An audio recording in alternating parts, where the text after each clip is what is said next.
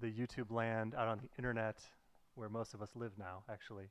But we are here at JK Not Kidding Studios outside of Detroit, Michigan, Birdfight Records. We have our episode of Candid Conversations with Professional Musicians with some great guys here, the band Inconsistent Me. And the purpose of this series is we have a great performance, and then we have an interview on what the music industry is like and how these people are out here navigating how to become successful and what they're doing to find their way on social media and make their music breakthrough to fans like you out there. If this is your first time joining us out in YouTube land, please make sure to subscribe. Please share this with your friends. Give these guys some comments on the YouTube, because if you have some good questions, we will ask them. If you have some things to say about this guy's shirt, and let us know. We can tell them it's either a good shirt or maybe it's not a good shirt, but I think it's pretty sick. But give us some love, share with your friends, make sure you're having fun. We're just here to support local music, and we want to have people out like you. So if you're a band, you're a musician, if you want to come do this, send us a DM. So as I mentioned, we have Inconsistent Me from Metro Detroit. We're going to hear some tunes. We're going to have about 5 or 6 songs, and then we're going to have an interview section. So make sure you stick around for that, and we're going to have some good conversation with these guys. All right, take it away when you're ready. Tell us the name of the songs, and you have some fun out there. This first song is called Miscommunication.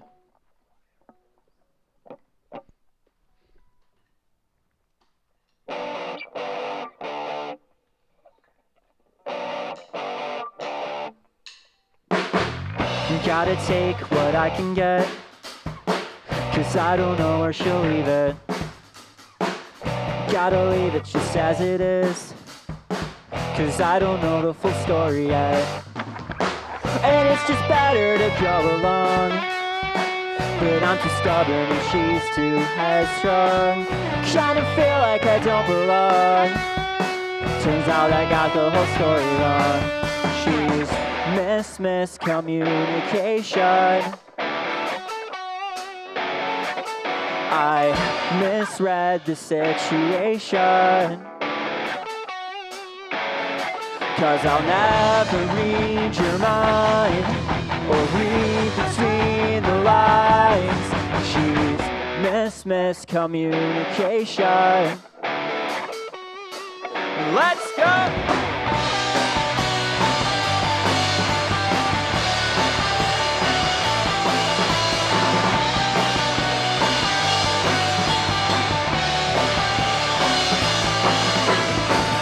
Once again, I'm ahead of myself. Self-esteem on the bottom shelf. Never cared about how I felt. You had me cast it up on a spell. And it's just better to go along, but I'm too stubborn and she's too headstrong. Trying to feel like I don't belong. Turns out I got the whole story wrong. She's miscommunication. I misread the situation, 'cause I'll never read your mind or read between the lines. She's miscommunication.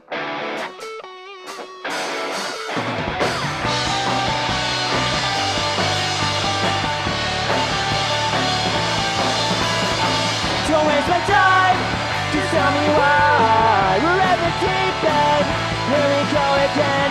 Don't waste my time, just tell me why. We're at the deep end, here we go again. Miscommunication.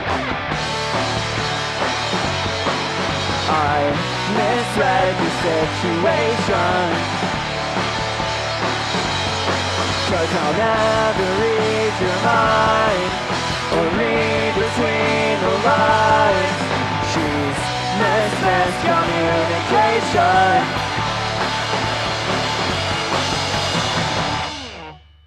So that song was Miscommunication. I wrote that in Florida with my good friend and producer, Dylan Garforth. We love him. Shout out Dylan. Mix King. Mix King. All right, this next song is called Wrong Number.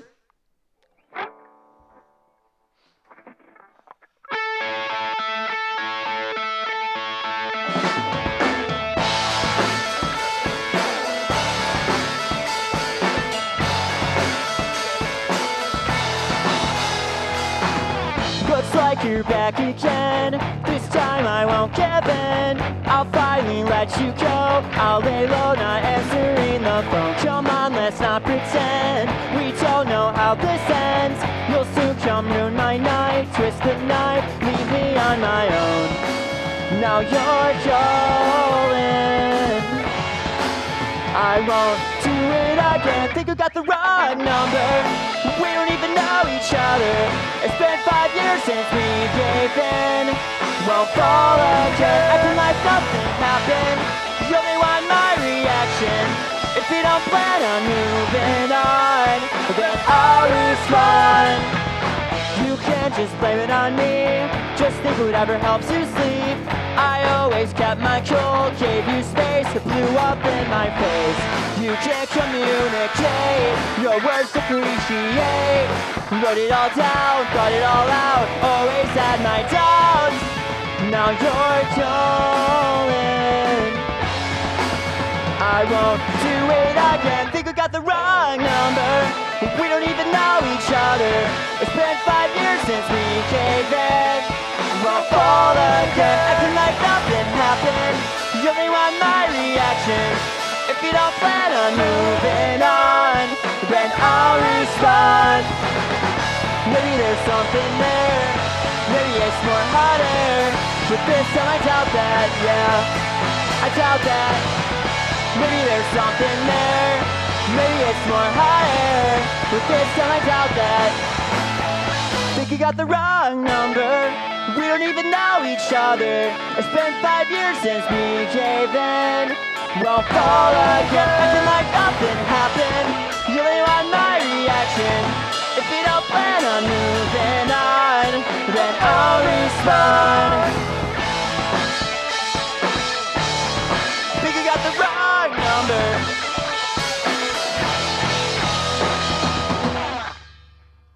So that song was called Wrong Number. I wrote that in LA with a friend called Blake. He's a producer down there. Great dude. Now it's time for our cover. If you're familiar with the Jonas Brothers or Busted, this song's called Year 3000. Take it away, Tyler. 1 second. Oh, he's fiddling with his E string. You said their name was Jonas Brothers? Yes, the Jonas Brothers. I think I've heard of them. The Jonas Brothers pretty popular. This song was also originally by Busted, but Jonas Brothers made it popular. Originally by who? Busted. They're actually from the UK. They never broke out in America. Fun fact. We're actually playing the Busted version. So. Yeah. So Joe Bros did this exact song too? Yeah, Yeah. they were like, the Disney Channel and them, they were like, we're going to steal it, make it our own, and make millions of dollars. But Busted is cool because they now also make millions of dollars off of the Jonas Brothers version. Oh, that's beautiful. They're Yeah, happy. good for them. That's And we kinda now what I get to play it all That's the time, music too. industry in a Yeah, I was nutshell. hoping at least they got their piece. So Yeah. that's Oh, dope. yeah. All right, sick guys. You sound great. Thank you.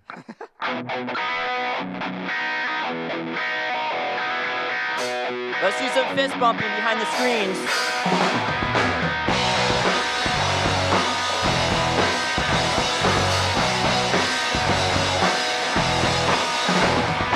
One day when I came home at lunchtime, I heard a funny noise. Went out to the backyard to find out there was one of those ratty boys. Stood there with my neighbor, called Peter, and a fucked up pastor. We drove around in a time machine like one in a film I've seen. He said, I've been to the year 3000. Not much has changed, but they lived underwater. And your great-great-great-granddaughter is pretty fine, pretty fine. Took me to the future and the flux thing, and I saw everything. Boy bands and another one and another one and another one. Triple breasted women swim around town, totally naked. We drove around in a time machine like one in a film I've seen. He said, I've been to the year 3000. Not much has changed, but they lived underwater. And your great-great-great-granddaughter is pretty fine, pretty fine. I took a trip to the year 3000. This song had gone multi-platinum. Everybody bought our 7th album. It had also Michael Jackson. I took a trip to the year 3000. This song had gone multi-platinum. Everybody bought our 7th album. We drove around in a time machine like one in a film I've seen. Yeah, I said I've been to the year 3000. Not much has changed, but they lived underwater.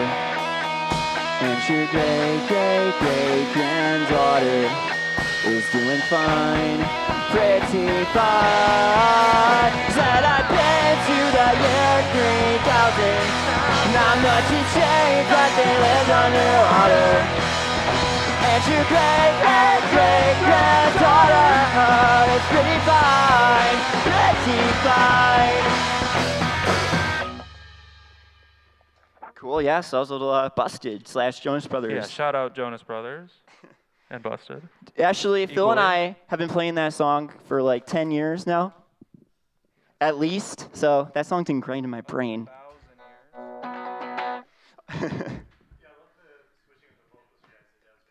Yes, that was a little surprise action. Ooh. So what's coming next? This next song is called The Villain. It's a villain. Tyler's gonna start it out.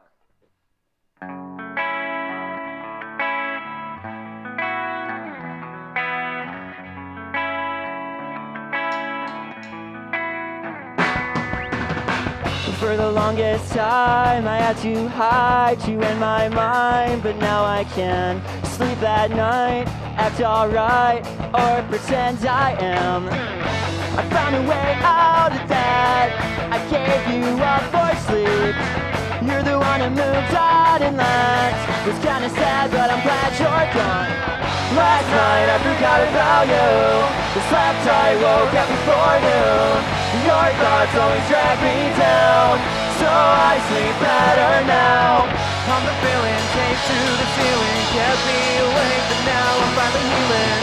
Should we wait? 'Cause I'm fine with waiting. Kept me awake, you kept me awake. When we were alone, you'd hide your phone. I should have known you were talking to him. It crossed my mind, you'd smile and lie. Then I gave in. I found a way out of that. I gave you up for sleep. You're the one who moved on, and that was kinda sad, but I'm glad you're gone. Last night I forgot about you. I slept, I woke up before noon. Your thoughts always drag me down, so I sleep better now. Just call me the villain, duct tape me to your wall. Our silhouette stands on my ceiling, and I can't sleep at all.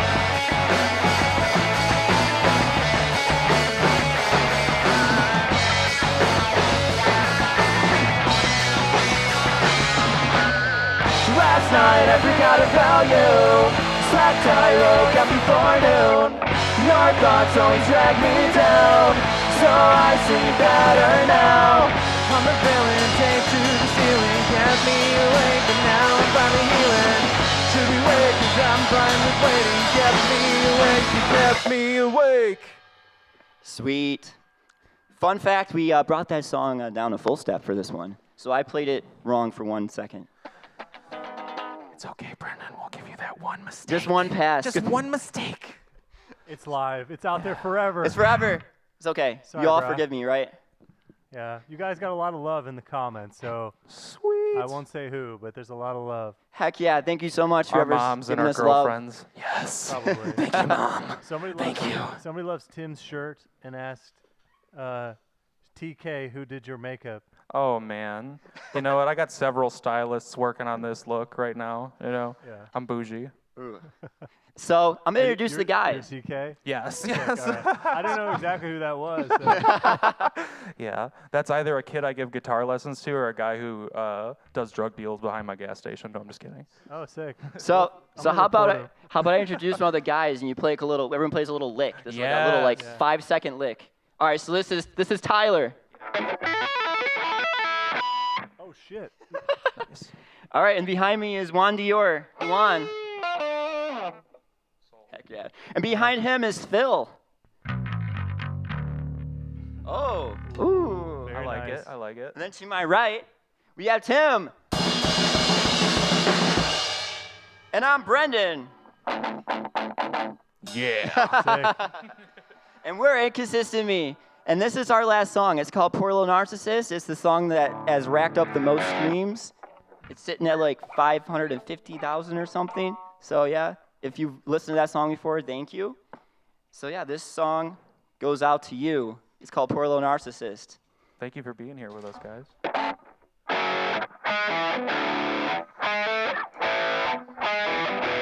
Walking on some eggshells, but I won't crack for you. Pressure pushing down the hell, but I won't be joining you. Keep on throwing punches, one day they'll come back at you. Sense of entitlement, one day it'll all come. Poor little narcissist, caught up in the precipice. Sorry that the world won't revolve around you. Running out of options, can't control your actions. Sorry that nobody's gonna come for you. Poor little narcissist. Poor little narcissist. Walking on a tightrope, but I won't fall for you. Wearing me down, but I won't stop for you. Calling me out, but I won't be counting you. Letting me down, but I never count on you. Walking on some gasoline, you play with the matches. Poor little narcissist, caught up in the precipice. Sorry that the world won't revolve around you. Running out of options, can't control your actions. Sorry that nobody's gonna come for you. Poor little narcissist. Poor little narcissist.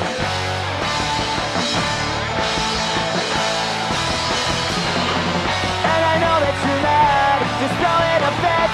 I shouldn't feel bad, you really respect. You're shifting the blame, you're going insane. But I know you never, poor little narcissist. Caught up in the precipice, sorry that the world won't revolve around you. Running out of options, can't control your actions. Sorry that nobody's gonna come for you.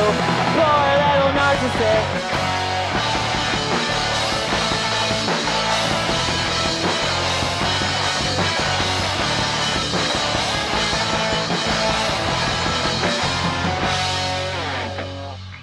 Sweet, yes, brings this to me. Stick around for the interview. Wowza. I kind of want you guys to just keep going. I'm enjoying just sitting there hanging out, frankly. That was a killer set. Thank you. Very good. All killer, no filler, no pun intended there. But if you're there, if you're enjoying what you're hearing from these guys, make sure you give us a subscribe. Find Inconsistent Me on all the social platforms. Share it with your friends. And now we're going to talk to these guys a little bit, so make sure, if you have any questions, to put them in the comments, and we'll make sure to ask them. So we can ask them. They said anything is up, and nothing is off limits. Anything and nothing, yeah. Anything and nothing, if that made sense. All right, I got some observations. I'm just going to stay off the top. This guy is having so much fun, first of all. Watching him drum was so enjoyable. Like, I think one of my favorite parts about this style of music is typically the drummers, and you did an excellent job. So great job. Great job on bass. I'm not going to leave anybody out. You guys on guitar, super tight, all great sounds. Nice different kind of parts in each of the songs, which was cool. Finding different registers for the parts, because sometimes with three guitars you can get a little crowded. Absolutely. So you guys did a great job there. And your guys' vocals together sound great. So Thank you. Really curious, just to start, when you're writing these tunes, do you kind of have an idea that you know what you want him to sing or harmonize with you? I mean, we kind of put the parts after the fact, or say, well, if he sings this, that would probably really complement what I already have. And you know, if I physically can't sing it, I'll have him sing it, because just give me, like, the last song, for example, like, I'm just like spitting constantly. You're yelling. You're saying a lot of things. Yeah. So anytime he can come in and help me out, awesome. So we'll just kind of like figure that out as we go. It's really as we go. Yeah, each song's a little bit different, but like sometimes, you know, he's got a bunch of parts already, and then there's other times where it needs parts, and we'll add some things. But yeah, it's often like trying to just when I'm coming in with a part, it's often to complement the way that we play. You know what I mean? Like, rather than just like, oh, like, let's layer the song up with like a million vocals. It's like what we would actually sing at a show. Yeah, it's really fun. But I think like your timbre of your two voices is really nice because your registers are a a little different too. Yeah. And like We're you little kinda- choir It boys. stays. Oh, well, there. We it were is. actually in choir together. Okay, well Yes. there you go. That's why you know how to sing. That's it. Learn how to sing, people. That's always makes it easy for us as live engineers. Singing hack. Learn how to do it. Learn how to do it. Practice. Very cool. So, do you guys write as a group, or how does that typically work? I do a lot of writing on my own, but just recently we went up to the Munising up in the UP, and we spent a couple days up there and just hunkered down and wrote a bunch of songs that we've been working on. But up until that point, like I've been writing a lot on my own, and they'll come over to my house here and there. But we're starting to implement more of like a group. Like we're going out and we're doing a few writing things together, and yeah, so I love collaborating. So collaborating with these guys is great. Yeah, that's excellent. So you mentioned a couple songs that you wrote with other producers. One you said in LA, I think, and Florida. Yes, yeah, in Florida and Orlando, Dylan Garforth, shout out. Yeah, I go down there like 5 times Dylan's a probably watching year. right now. You know, yeah, like 5 times a year, and I go and record with him, write songs and everything. Excellent. And then Blake Roses in LA. I just got back from there a couple weeks ago. I've gone there twice, and I wrote a couple songs. Wrong Number was written with him, and yeah, gives you like little different, vibes with different people. And I'm always trying to learn how to become a better songwriter. Excellent. So these guys, did you know them before they lived there, or did you just happen to meet them through the internet? I met Dylan through TikTok. I was looking for a producer at the time, and then I found a video on Dylan's page, and he like showed how good his drum sound and his mix sounded. So I hit him up, and we're like best buddies now. So it's really cool. That's the great. internet. It's cool. I mean, the internet is a wonderful place for some things. Yes. And then Blake, like he used to be in one of my favorite bands. It was called O'Weatherly. The band disbanded, but then he became a producer. And I remember just reaching Legendary out. band. Yeah, I just remember reaching out to him and being like, "Hey, would you be down to do a co-write?" And then he said, "Yeah, for this amount of money," but that's part of it. Anyways, but I was able to meet up with him, and we wrote a couple songs together. So Excellent. So when he said, he'll charge you this amount of money, did you guys also discuss splits at that time? Or if you paid him, is it outright your song? usually when you pay up front like that, especially larger sum, it's no splits, or you do like a small amount. It just depends. Some producers take splits, some don't. It's all just kind of on a basis of the song, basically. Sure. Yeah, we kind of do the same thing. There's a little bit you weigh on both sides, what you think you want to do, how much money maybe you want. It really comes down to work at that point. Right, yeah, and I totally get it from both sides. You want to make sure that it's worth your investment. If it's going to be like a song that's going to do really well, obviously they'd rather take the percentage. But, if they're still kind of, not really sure, it makes sense to have that money up front to still have that security for your time, Cool. Yeah, so with these guys, if you're writing with them, how do you typically like to do the splits? Well, splits are usually, because I pay for, it's basically like how we pay for the master. If we split how we pay for the recording, then we'll kind of split the money made from it that way. It's an ever-evolving thing, like you said. When, later down the line, it could change. But as of right now, it's kind of like how the song is being paid for and funded, because a lot of money I spend on it goes into the marketing of it, the marketing side. So, like if I'm only get 50% back from the song and I put all this of my own capital into it, it's hard to split it at that point. Unless, we're all sharing, then it's a little easier, more understandable, if that makes sense.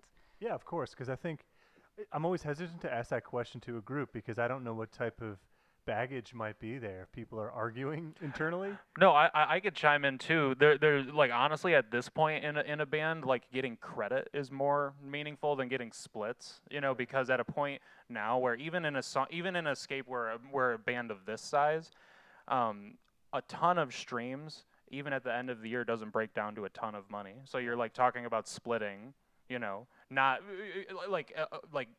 not that much money. The credit at the end of the day, like your name being on the song almost like can generate more opportunity for you than just like, even like split it, like getting a split on a song per So se, like 500,000 For streams. producers it's different, For like 500,000 streams, how much do you get for that?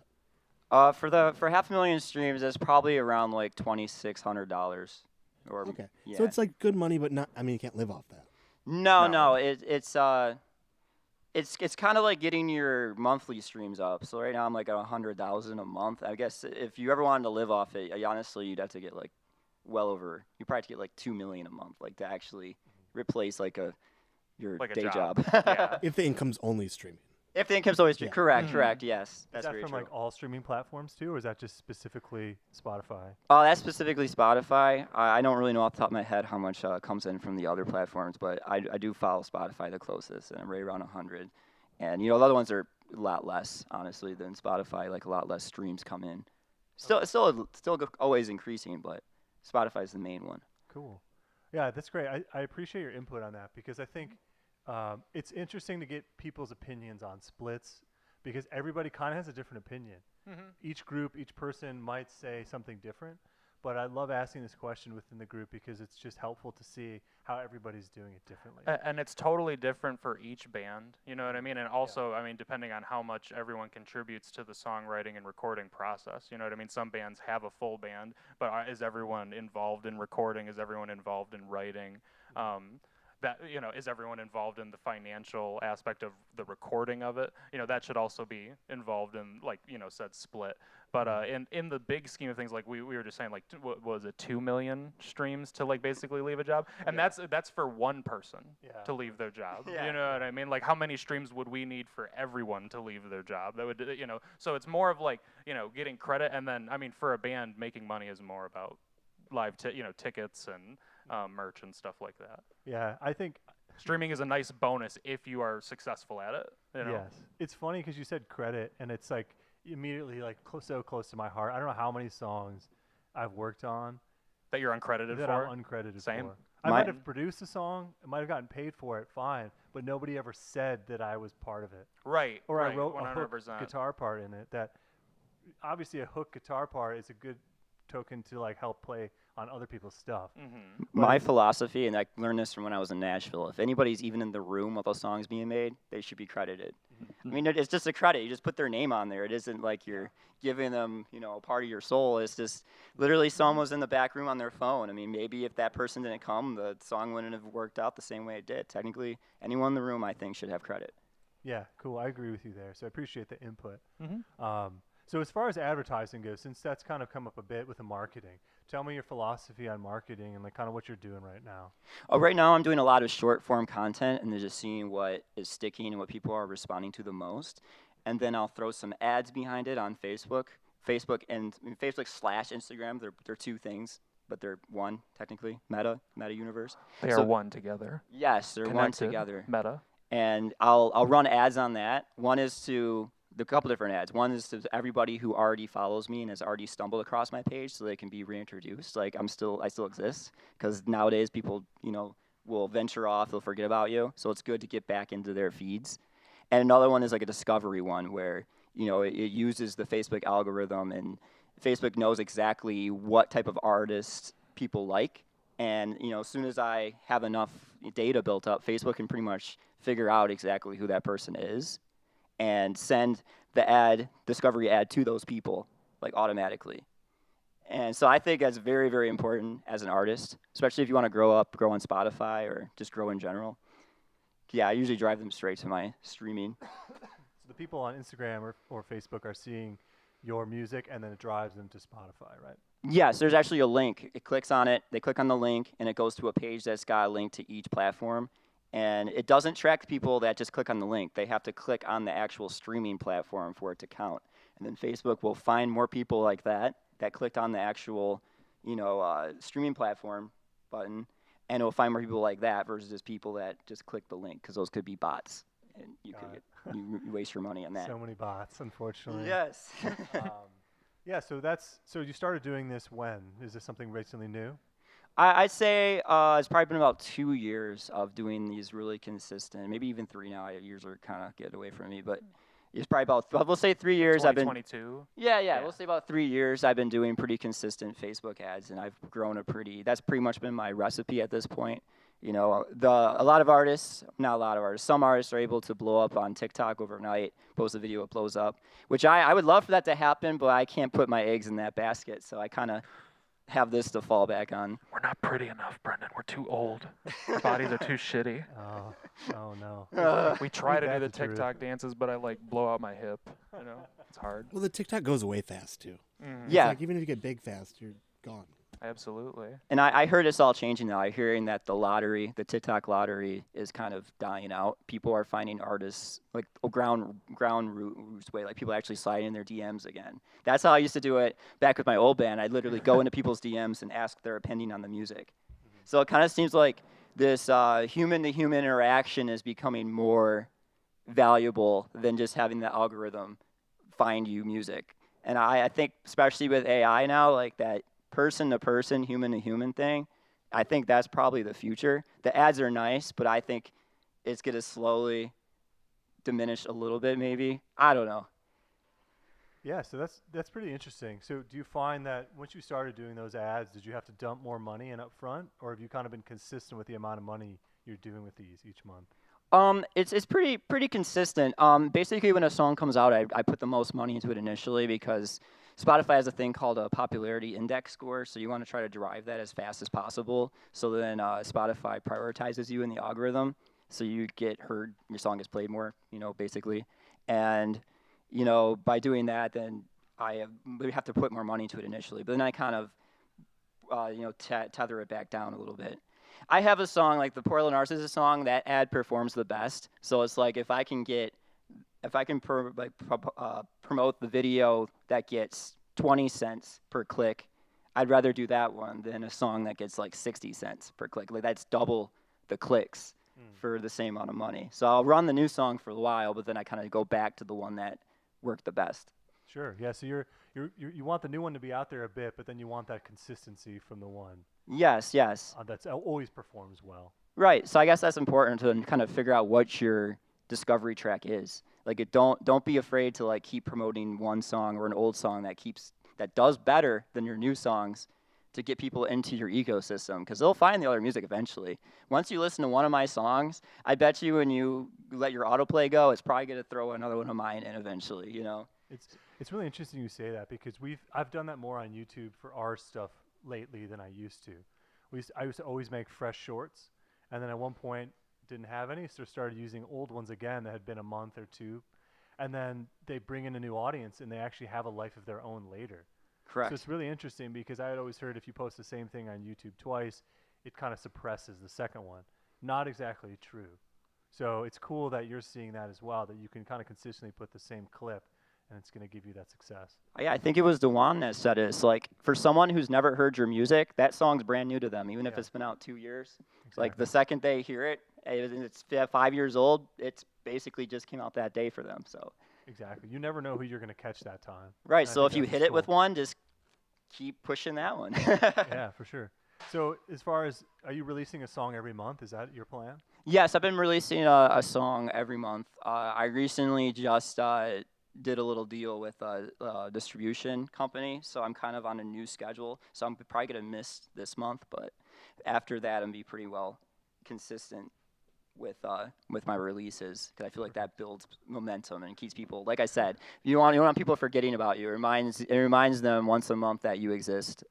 Yeah. I love how we're talking about consistency, yet your name is inconsistent. There's an irony there. But I think that's what's cool. I was waiting for that joke, but I knew it was going to happen. So what is this distribution deal? Can you tell me a little bit about it? Yeah, so the distribution company is called Symphonic, and they basically are a hybrid distribution label.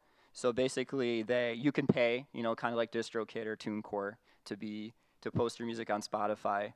You pay $30 a month or whatever, and then cool. But they also have a partner program, which is what I'm doing, where they take like 15% of your streaming revenue, but in exchange you get distributed to more stores. I have to have an A&R person that I can communicate with, like text him, like anytime I want, and like ask him like, what's going on with my song? If I'm being accused of botted streams, this guy will fight for me. And they also are closer with playlisting, so they can pitch my song directly to a root person instead of when you go through Spotify's interface. So it's just kind of like a way to get better, a better relationship with where your song is being distributed.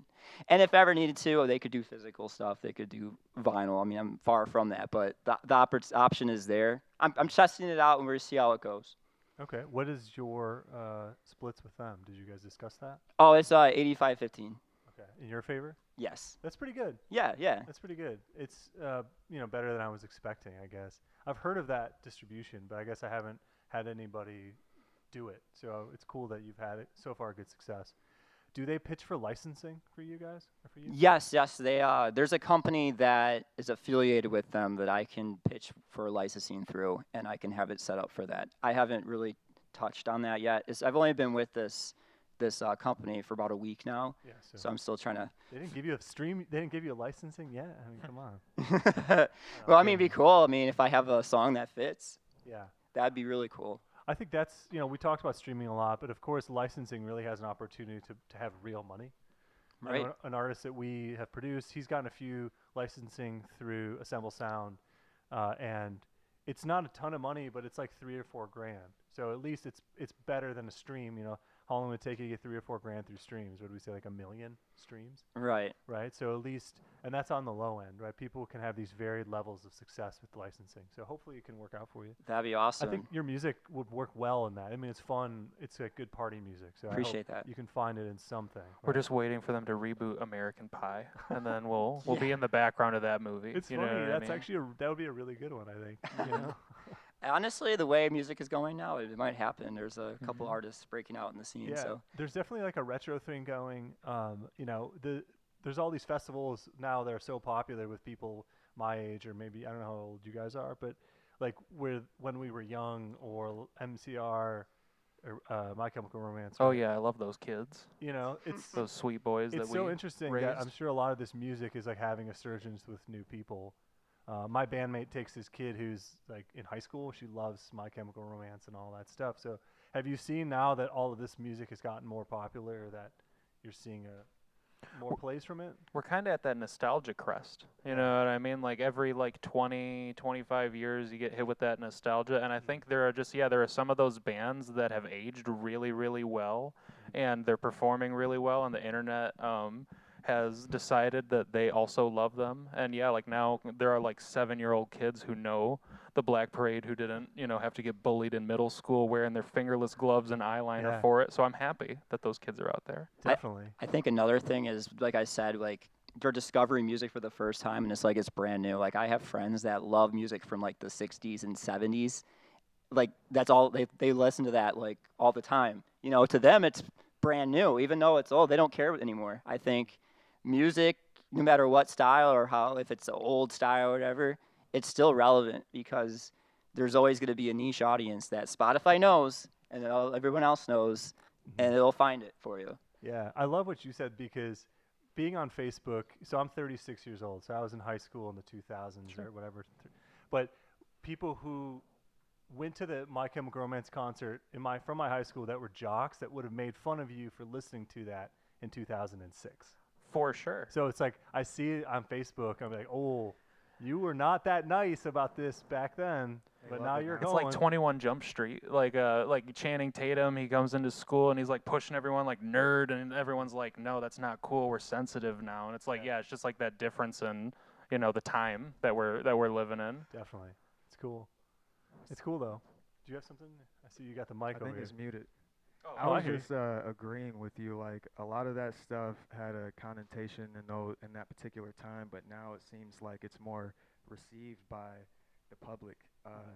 Whether it be classic punk or even the 2010s, like Attack Attack, breakdown kind of music, all that kind of stuff. It seems like people have more. They're just more open to it these days.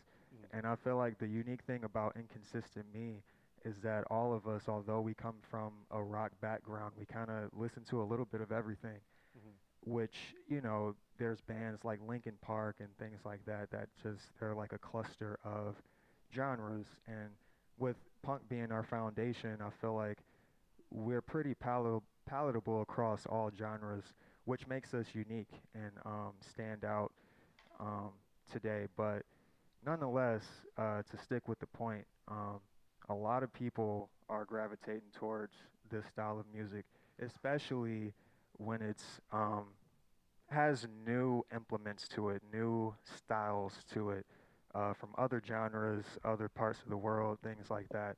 So if you're looking for something fresh, just check out Inconsistent Me. Something fresh, with a little bit of nostalgia, you know. That's cool. Yeah, I love that. I think it's great to see that it's happening. But like you said, everybody's kind of bringing in their flavor from different stuff. I was just gonna say a lot of the bands that are popular now or becoming popular almost have like a little flair of nostalgia in them. I'm finding like a Hot Mulligan kind of giving people like almost like an early 2000s emo vibe, or like a 408. They have that early 2000s like Blink 182 like fun summer pop punk vibe. And I think we're just at that kind of crest where like pop punk has been very popular in the mainstream as of recent, and we're kind of just at that time like the nostalgia wheel to hit like that almost like full-blown Warped Tour music, like post-hardcore music, metalcore breakdowns, like the swoopy hair, but like people are nostalgic for pop punk right now, but I'm anticipating like a big wave of like Panic at the Disco, Fall Out Boy, like all that stuff Yeah, that was of course. popular a little later. Yeah, so it's interesting, like, again, with the millennial thing, I don't know if you guys are, but like my cousin, she has these little kids, and it's the Spider-Man show, this animated Spider-Man show, and last season, Patrick Stump did the song for the Spider-Man show. Now this season, it's Mark Hoppus. Dude, that's And so cool. my cousin's like, I'm watching this with my little 7-year-old, and I know that voice. And she was just saying the other day, she's like, this show knows that who has kids, and it's appealing to the millennials who have kids.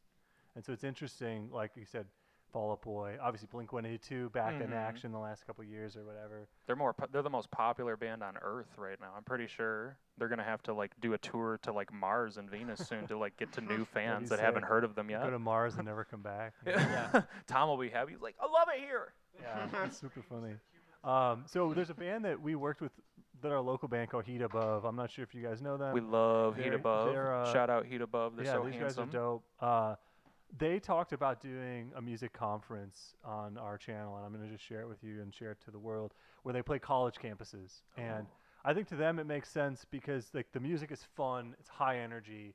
You're going to go out there, you're going to like, no matter what, if you're walking by. But there's a conference called, I think it's a NACA conference, NACA, and you do a showcase, and then you're on like a Rolodex for college campuses, and they book you for homecoming or whatever kind of gigs. It pays really well. So something you guys are We would interested love in, to do it. I would say like check it out. If you We love college. little We're bit too old to more- go, so invite us to the That's party. right for us to You know do. what I mean? That was- yeah. those guys are 100%. young, so I remember joking like if I showed up, they'd be like, "Whose dad's here?" You know? Oh like, my doing the God, yeah, thing. Heat Above, they would do so well in Yeah. that situation. Because they're like early 20s, so they're still kind of college age. Yeah, absolutely. I mean, I still think that we could do fine, but at some point there is diminishing return with playing in front of people Yeah. half your age. But I think your music is fun enough that people would dig it. Absolutely. So I think it's just food for thought, right? I mean, I hope that other people can get out there and have fun doing that kind of thing, because the pay is nice, and of course That's money- something that we money would keeps you love going, to do. right? Right, Mhm. So yeah, I think this is great. So I'm kind of curious too, I guess, like you said, Spotify, you got a lot of followers from, and you're kind of seeing this return of investment, right? Yes, it is, and a lot of it has to do with the consistency, and I feel like that's been kind of how I've been growing as a musician and as a person. For the longest time, I would be pretty inconsistent. I put a song out in, once or 3 times a year, but as time's gone on, I've just forced myself to be more and more consistent. And I just feel if you're consistent doing anything, eventually you're gonna have return. And consistency and constantly trying new things, and like the things that work, doubling down on, and like kind of, I feel like that's really been my secret sauce. Is that part of where your name came from? Like, you're putting yourself down for not being consistent enough and trying to push yourself to be more? Believe it or not, Inconsistent Me comes from a song by my favorite band, Reliant K, called "Let It All Out."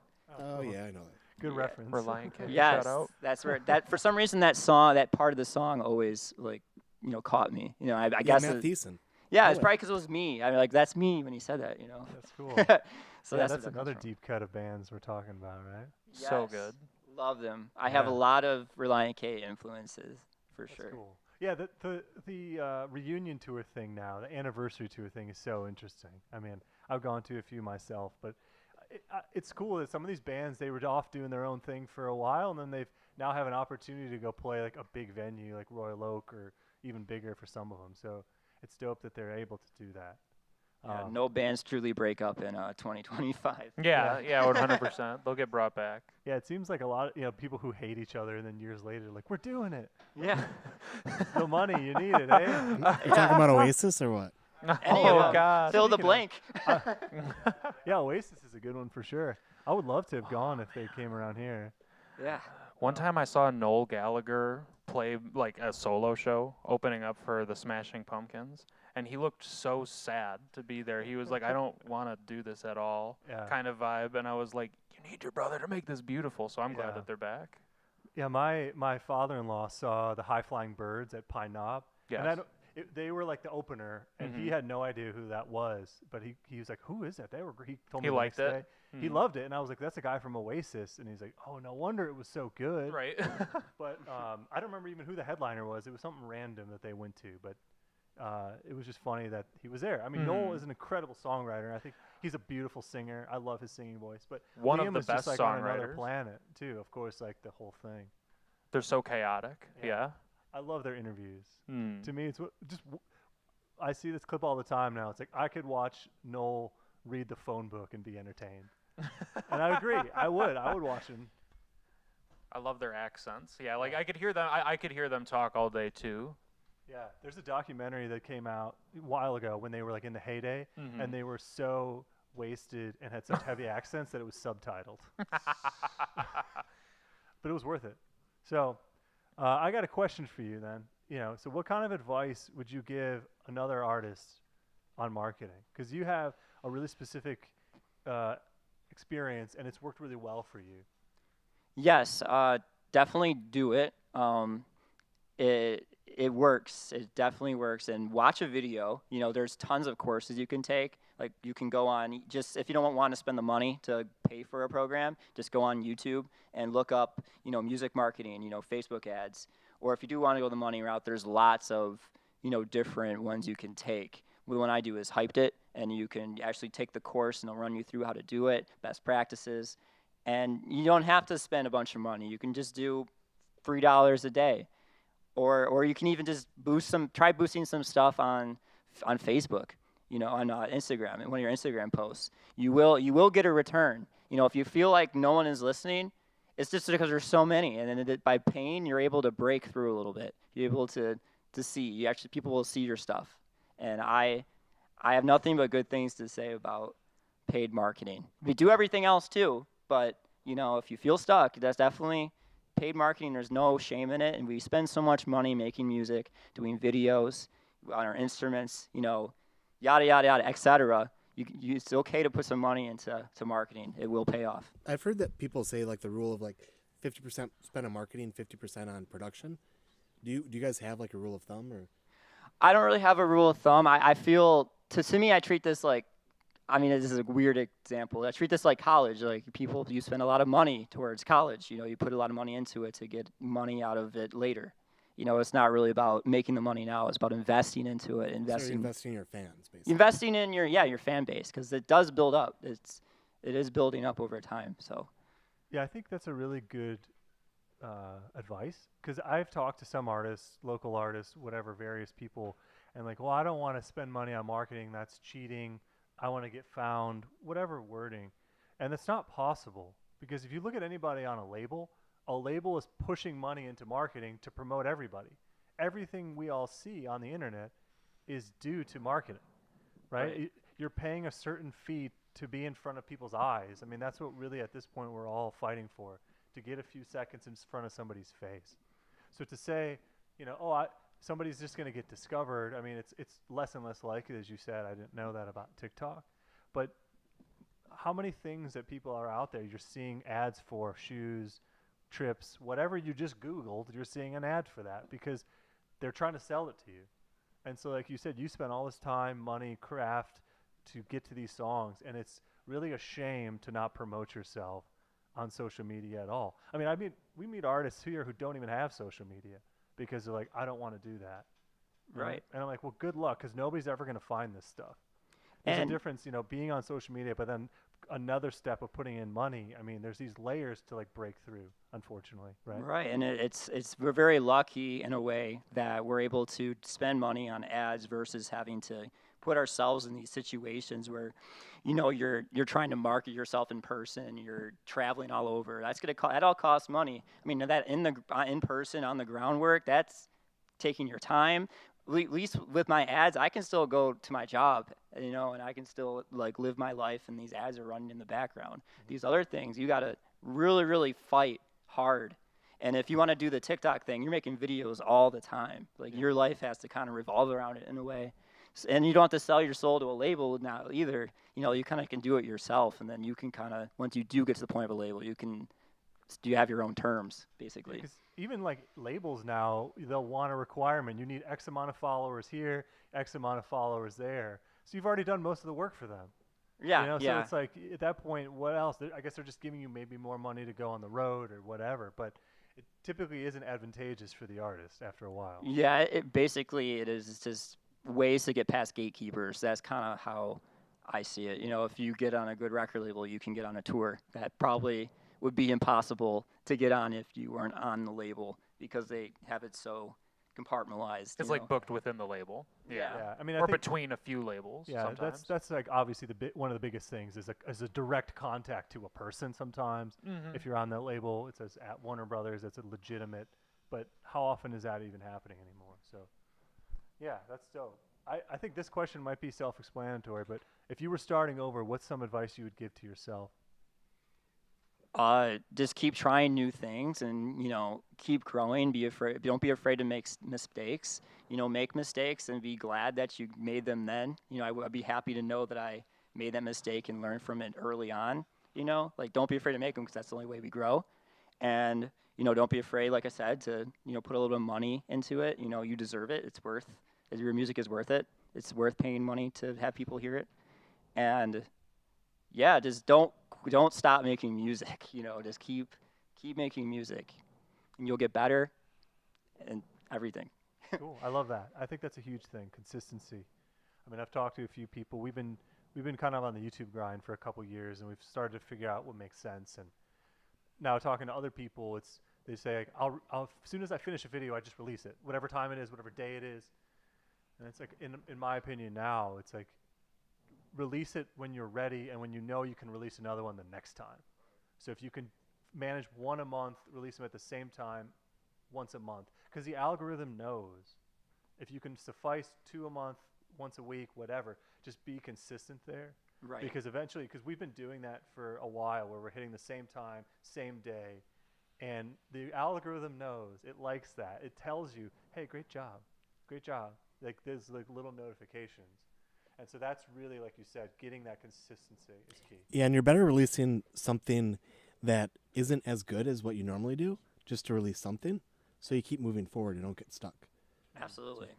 Yeah. And someone might really like that thing. You might not think it's good, but that could be someone's favorite song. Yeah.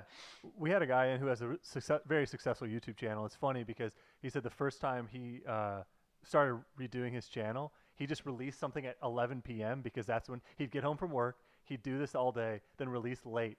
So then his demographic was then shifted to a late night crowd. So when he started trying to release at like the ideal time, which is like between 3 and 5, it would be bad for him. Right, it would So throw everyone off. he had to then continue to release later in the day until he was able to kind of break that cycle. And it's funny, but again, the algorithm knows. I mean, it's sad, but these algorithms, regardless on which platform, they're all talking to each other. I'm going to rant for a second. We had an artist who one day got 100 Instagram followers, and somehow the algorithm deemed that relevant. So then TikTok and Spotify started pushing his stuff too. And it was interesting, but it was from Instagram, right? And they all were like, oh, this guy's doing something, right? They're all talking to each other. And so they started pushing his stuff on every platform. And at that point, now he's grown a lot more just from that one day.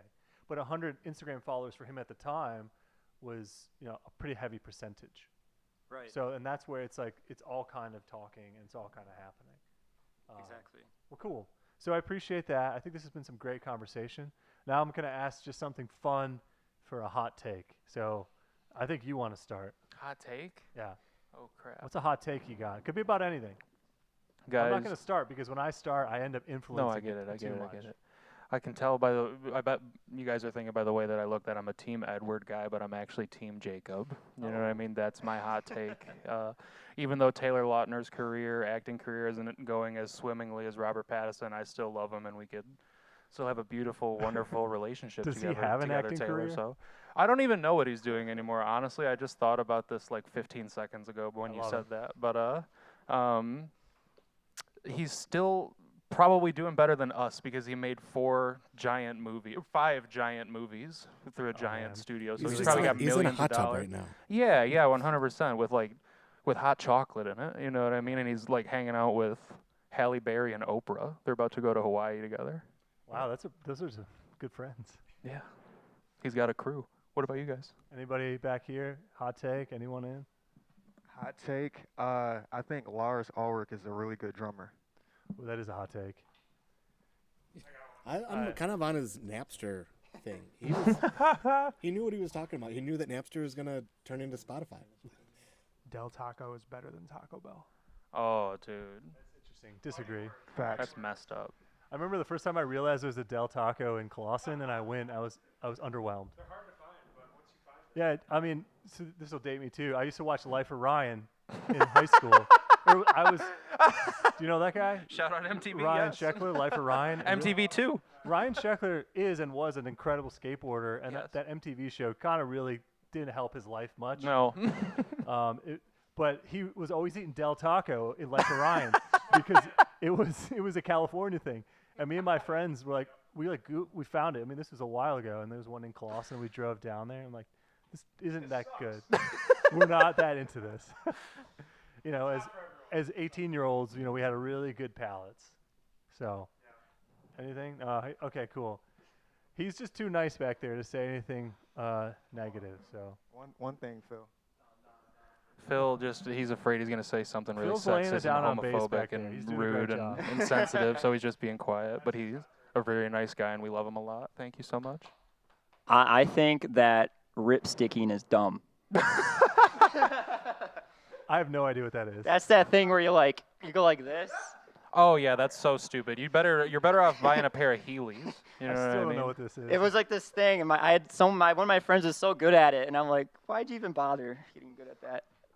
It's a stupid. Yeah. It's toy like a that fake bunch of people got skateboard. hurt on. Yeah, it's like a skateboard, but like you gotta like shimmy. Oh yeah. It's like that thing. Okay. It's got 2 wheels on it and Yes. 2 decks and like a rod in the middle. That thing. See, I'm like thinking it's a dance the way you're doing it. Oh yeah. You gotta like hula hoop to make it work. yeah. That thing's stupid. Agreed. It had a Nice. grind rod in the middle too, so you could do tricks. I guess I don't know Yeah. how. There's a guy from my high school actually who's a professional skateboarder, and he is on Instagram a lot. He's like kind of more Instagram famous. He's always using those things, but he'll break them like almost immediately. He'll like try to do a real and it'll just snap. Oh, but yeah. He's actually legitimate. He's a pro skateboarder, so he's pretty sick. All right, I got a hot take. This will be a good one for maybe the internet. Noel is a better singer than Liam. Don't look back in anger. Best Oasis song. Ouch. We'll see. Liam's gonna respond to that. Yeah, He's Liam. gonna get so pissed at that. He's gonna be like tweeting you like tomorrow. He's Yeah. gonna be like, I can't believe he said that, I mate. know. I hope so. That'd be sick. I would love to get roasted by either of them or both. All right, great. So I appreciate you guys. This has been some really great conversation. This is our closer for always on these interviews. And the question is, how do you define success as a musician? And do you feel that you are successful yet? Success is doing exactly what you love. Well, not exactly. Doing what you love for as long as you can. And, just being content with that, I think whether it makes money or whatever, as long as you're still doing what you love, I think that's success. I think success for a musician is totally definable it's different for everyone. But for me, I am very lucky to say that I have pushed away a regular job in space to make room for doing music and getting to do music, even not at full time, even just as a part-time part of my income. That's an amazing life to live. I've seen so many of my friends grow up through the music industry. We started particularly when we were literally like 14, 15 years old. And there are so many people who were playing with us who no longer can play music for several reasons or choose not to because of several things that have happened in their life. And I just feel very blessed that I get to continue doing what I'm doing and continue to grow what I'm doing. So that's success for me, continuing. Excellent. Beautiful answer. Anybody else? You guys want to chime in? Sure, I'll say something real quick. I agree with what Brendan and Tyler both said. But yeah, when you're doing something like this, it's just very important to, more than anything else, believe in yourself, because you will encounter different phases in your life, different relationships where people will try to talk you out of what you know you're supposed to be doing. And, you know, you have to understand that this is a process that, you know, it's not going to come overnight. We've been doing this forever. Me and Brendan met at, we used to work at a yacht club together, and we just meshed well. That was like in 2015, and we're still doing this together, and we love it like we did back then.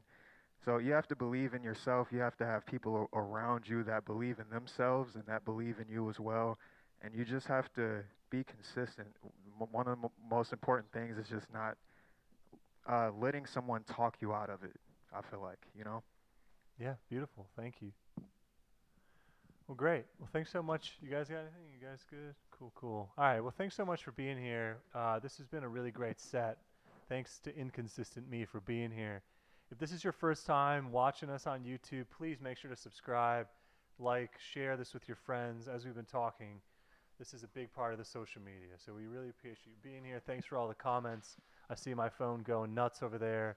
Was there any questions on there? I can see real quick before we go. I know there was some questions early on. If you guys stayed till the end of the stream, thank you so We much. still have 10 people, so thanks. You guys are Appreciate the that. best. Thank you. Let's see, we got any questions? We started being boring. We a got while Tyler ago. is so cute. Oh man, that is Who's nice. that from? Man, that is nice. O-Dog 42. Thanks. Man. Thanks, Mr. Dog. Oh dog, shout out Owen. Yeah, this just a lot of people saying great advice. Got to be consistent. Doing what you love is really important. Thoughts on peanut butter? Best food ever. I don't like peanut butter. Oh no. No, I don't like peanut butter. Oh man, this guy's out of here now. I like Kit Kats. No, wait, not Kit Kat. I know someone that's a comment for me. I know someone who's Reese's addicted to peanut Yes, butter. Reese's. They Okay, like sick. they go through they've messed up several social relationships in their life because of their addiction to peanut butter. That's- Yeah, I didn't know that was a thing. It's so it's weird. He should be on My Strange Addiction, honestly. Okay. such an That's cool. overpowering taste in anything. No, I disagree with that. There's a hot take I typically do for this where I say eggs is the worst food ever. And that one That's that one gets a lot of hits. This guy gets really pissed. that's Then- hard then we because have to so many people love eggs. I love eggs. The worst food ever. Happy eggs. Shout out Happy Eggs. Yeah, I know. I love eggs. I eat a lot of peanut butter, so let's fight after this. All right, cool. Thanks guys for being here. We appreciate it. Make sure to catch the next one. Follow Inconsistent Me on all the platforms. Let this guy stop spending so much money on Facebook. Let's do it naturally. Yes, natural. We don't need to give more money to Mr. Zuckerberg. Yes. No, we don't. Thanks. We'll see you next time. Peace. Bye.